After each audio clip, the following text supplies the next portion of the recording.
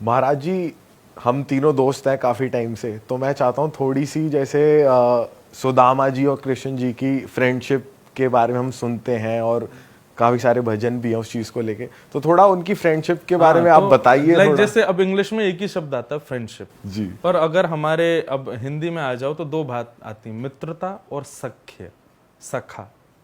जैसे अभी आप वृंदावन आने लग जाओगे तो वृंदावन में आप कहोगे ये मेरो सखा है भैया, ये मेरो सखा। वहां मित्र शब्द का प्रयोग नहीं होता। मित्र और सखा में अंतर बहुत बड़ा होता है। मित्र मतलब यदा कदा मिलती, कभी कभी मिले, काम पड़ने पर मिले, वो मित्र है। पर आप तीनों को देख के कैसे, आप तीनों मित्र नहीं हो, सखा हो। वो सखा कौन? वो संग खाए, संग ही रहे, संग ही सोवे, संग ही सब काम करे। मतलब तीन देह हैं, प्राण लेकिन एक ही हैं तीनों के, तो इसको सखत्व कहते हैं। ऐसे सखा थे श्री कृष्ण और सुदामा। उनकी कथा बहुत सुंदर आती है कि सुदामा जी एक झोपड़ी में रहते हैं और कृष्ण सोने की नगरी में रहते हैं। ऐसा कैसे? क्या एक ही गुरुकुल में गुरु जी की यही कृपा हुई दोनों पे कि एक पे ज्यादा हो गई एक पे कम? बोले नहीं, ये सुदामा जी का सख्य है कि एक दिन सुदामा जी और कृष्ण दोनों जब गुरुकुल में पढ़ते थे तो एक दिन वहां पर भृगु ऋषि आए भिक्षा मांगने के लिए। तो माँ, जो गुरु माँ थी, उन्होंने 2 पोटलियों में चने रखे, पर उन्होंने सोचा कि इनको तो कहीं भी भिक्षा मिल जाएगी, अब वो चने मैंने कृष्ण सुदामा के लिए रखे, दोनों वन में जाएंगे, भूख लगेगी, खा लेंगे, इनको क्यों दूं? सुदामा जी और कृष्ण का विचार करके गुरु माँ ने वो चने नहीं दिए। भृगु ऋषि से बोली, बाबा कल आ जाइयो, आज तो कछु है ना है हम पे देवे को।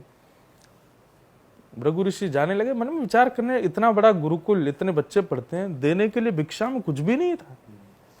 तभी नेत्र बंद करके उन्होंने अपनी दिव्य दृष्टि से देखा तो उनको वो पोटली के चने दिखाई दिए। अच्छा, बच्चों के मोह में वो चने छुपा लिए, अपने बच्चों को देने चाहती हैं, मेरे को नहीं दिए, एक ऋषि को नहीं दिया।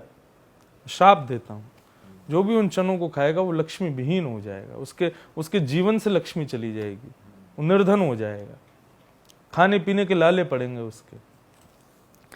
तो ये बात जब भृगु ऋषि जब श्राप दे रहे थे तो वहीं वृक्ष के पीछे, झाड़ियों के पीछे तुलसी तोड़ रहे थे सुदामा जी।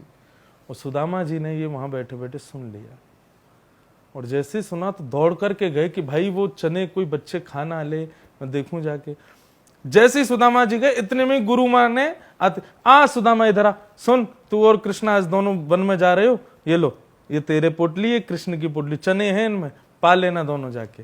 तो सुदामा जी वहीं निर्वाक हो गए, बोले कि अरे ये तो मेरे और कृष्ण के लिए ही थे।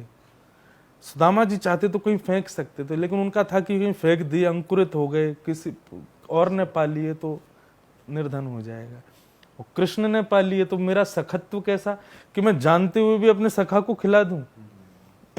तो सुदामा जी ने मौका पाया। ठाकुर जी पेड़ पे चढ़ने में थोड़े कमजोर हैं, सुदामा जी जल्दी चढ़ जाते हैं। एक जगह कहीं पेड़ दिखा बढ़िया सा, ठाकुर जी चढ़ गए, सुदामा जी चढ़ गए। ठाकुर जी बोला, रुक जा भैया, मैं हूं, आ रहा हूं, वो मैया ने चने दिए, दोनों संग में पामेंगे। लेकिन सुदामा जी ने दोनों पोटलियां खोली, एक पोटली खा गए, भर ली मुंह में, नेत्रों से आंसू गिरते जा रहे हैं। ठाकुर जी कोसते जा रहे हैं, अरे सुदामा कहा कर रहो भैया, मेरे चना है, उन्हें मत खावे। लेकिन जैसे जैसे ठाकुर जी ऊपर चढ़े, दूसरी पोटली खोल के भी सुदामा जी ने पा ली। और जैसे ठाकुर जी आए तो ठाकुर जी नाराज हो गए, बोले सुदामा तेरो ऐसो भाव, तू मेरे चना नहीं खा गए हो? तो सुदामा जी गले ते लग गए, बोले मुंह को बहुत भूख लगी लाला, या मारे खा के हो। लेकिन नेत्रों से आंसू गिरते रहे और बोले, लाला तू हमेशा खुश रही हो, हमेशा प्रसन्न रही हो। तो मेरे मन में भाव आता है कि द्वारिकाधीश सोने की नगरी के राजा है ना, तो इस सुदामा के बट की लक्ष्मी है ठाकुर जी के पास, इस सुदामा का गिफ्ट है ठाकुर जी के लिए। और एक सुदामा ऐसे घर में रहते हैं जहां बारिश हो जाए तो कमर कमर पानी, बच्चे भूखे सोते हैं, ये सब उनका सखत्व था। उन्होंने अपने बट का सब कुछ दे दिया ठाकुर जी को। या तो मित्र हो ही ना जीवन में, हो तो सुदामा जी जैसा हो। मित्र ना हो, सखा हो। सखा, हाँ ये बात सही, मित्र मत बनाओ, सखा बनाओ।